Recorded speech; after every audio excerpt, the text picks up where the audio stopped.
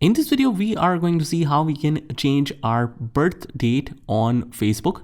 So let's say that you have entered it incorrectly due to some reason and now you want to edit that.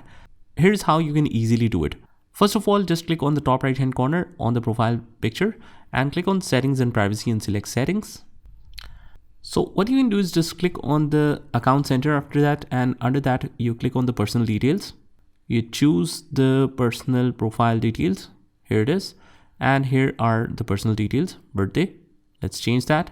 Click on edit and you can change it your month from here. You can change your year. You can change anything you want and click on save. And it will show you the summary that your birth date will be set to June 28 and 1996. Click on confirm. It might take some time, so just sit back and relax. And there you go, guys.